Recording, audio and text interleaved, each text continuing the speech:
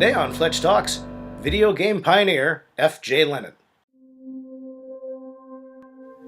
School Crossing is an intense drama about a retired police detective who takes a last stand against school shootings by placing himself in front of his local elementary school, upsetting the community and the political forces around him.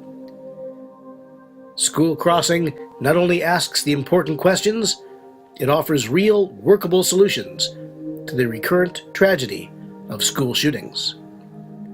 School Crossing, in paperback and for Kindle at Amazon.com. Or save 15% when you buy this or any other Fletcher Roden paperback from FletcherRoden.com. The thing that has me the most intrigued is something called augmented reality. And I just worked on a project for the city of Gettysburg. And Gettysburg, it was for the 150th anniversary of the Battle of Gettysburg. So it's an iPad app. It's a very rich media app. But it has 7 instances of what's called augmented reality, where you can take the iPad out onto the battlefield in 7 places and hold the iPad up and see through the window the battle take place. You can be in the cemetery and hold it up and watch Lincoln give the Gettysburg Address on the spot that he gave it on. So I found that to be really a compelling approach to not only apps, but storytelling and education. You know, it to me, it was a very emotional form of learning to sort of see something happen where it happened. And that got me very excited about the prospects of doing that in many forms. You know, whether it be in a classroom or in a museum or you know, on a famous site. You know, history happens everywhere pretty much, sooner or later. So that was pretty cool, and I'm really excited to keep pursuing augmented reality, virtual reality, because I just feel you know, a real passion and an excitement for that layer over our layer, to tell stories or to recreate history. I think it's pretty cool. Google Glass is coming along, and that'll be a great platform for this kind of thing. You know, the iPad, the iPhone works well, but you know when you're outside, you've got glare and you've got the sun, and different times of day, the lighting is different. With things like Google Glass or what's kind of the competitors of that,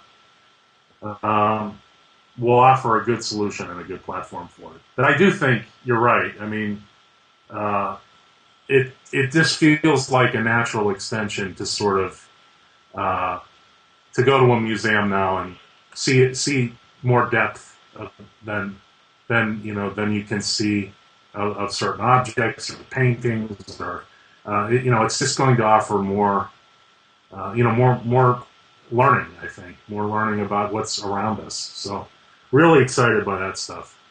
But it's all new. It's all very new. It's there's no Google of augmented reality yet. So I'm a little. I think I'm ahead of the curve, which I hope is a good place to be. But it's hard to also get traction because people just don't know what you're talking about yet, unless you've seen it, which not a lot of people have. It's hard to sort of get the development of things going because people aren't sure what they're funding.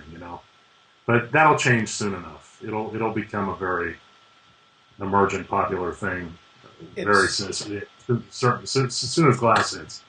Yeah, I mean, I'd be surprised. I'd be surprised that there'd be resistance to furthering this kind of technology, as you say, especially with Google Glass. But I mean, is it up and running now at Gettysburg? Can people go to Gettysburg tomorrow and do this? Yeah, you can go. It's called Insight Gettysburg, and you can go to Gettysburg and you rent an iPad where this is preloaded. So you rent the unit for the day. You go out. You embark on a tour of Gettysburg. It's also cool because the app knows where you are at all times via GPS. So it's delivering content to you at all times based on where you are. So you know how like old audio tours, if you're in a car tour of Gettysburg, you get CDs, you have to hit stop and play and pause and, you know, make sure I'm at track 8 on this spot. All that's out the window. And now, with if you have GPS, which these, iPads and phones have, the device knows where you are, hands you the content, and you're never lost.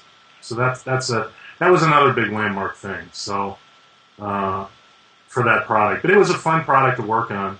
I spent about a year on it, and it's up there now. And I'm moving on. I've moved on to other things, but the augmented reality itself is something that's going to be huge. Yeah. And virtual reality. I mean, Facebook just bought Oculus, so something big is coming. And I just want to make sure that I catch that wave and that I continue to work in that field, because it's really, when I saw kids in that cemetery looking at Lincoln, they were hooked, and so were their teachers. And it didn't matter if they were kindergarten or high school; they all responded to it. So, I think if you take these kind of tools and put them in classrooms, kids will really be excited. Instead of reading about Ben Franklin, let's meet Ben Franklin. Here he is today to talk to us. And it's really exciting. Holograms, really exciting. Did you see the Tupac thing? The Coachella? I didn't exactly see it, but I saw of it. Yeah. I mean, it was amazing. Yeah. Well, it really was. You bring up an excellent point, which is the value that video games and the video game industry really can have on society in a positive way. It doesn't just have to be a phenomenon that robs them of their time and of their motivation to do other things. It can really be turned toward the common good, especially where education is concerned. And that's a great thing. Yeah.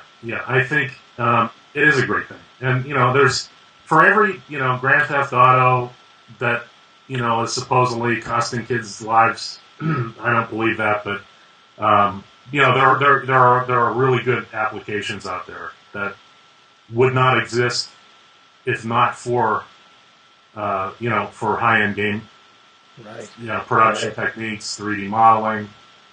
I mean, my daughter's 7, and she's really into Minecraft, and on the iPad, and I'm playing it with her, and I'm hooked too. I have to watch the clock and make sure that I'm not devoting too much time to it. But it's very open-ended, creative. It's a digital sandbox, and your imagination is your only hindrance. I mean, it really is an interesting game or activity. I don't even think it's a game. But it teaches a lot without saying the word teaching, in my opinion. And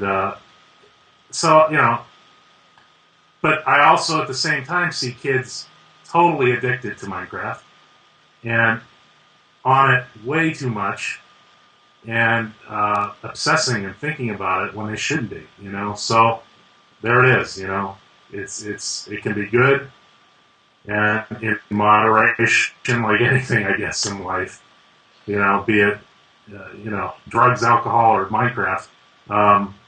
In moderation, I think it's a great thing for kids, but you just got to know when the line is when they're becoming obsessed, it's not good. Right. And I think that's the same with all games. Well, when you say that Minecraft is a learning experience, what kind of things are the players learning? I think that kids or even myself, you're learning about symmetry. When you're building something, if I'm building a house, I'm paying attention to the brickwork, or the length of things, and how is it in balance? Is it symmetrical?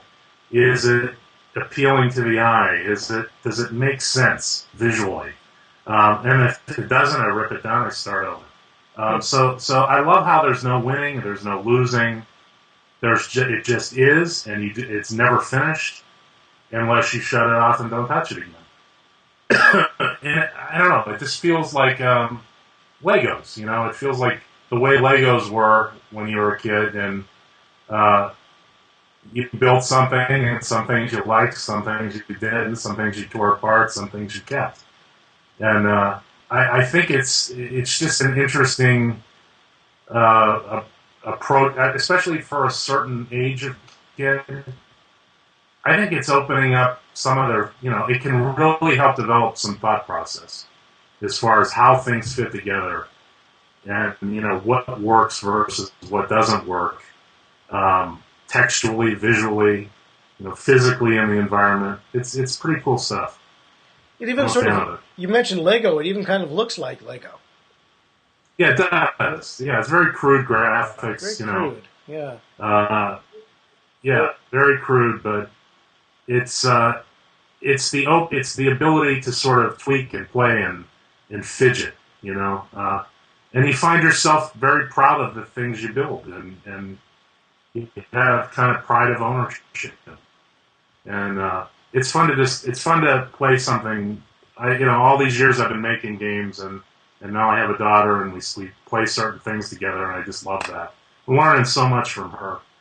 What kind of things? I think one of the big things is when their attention span breaks or is lost. How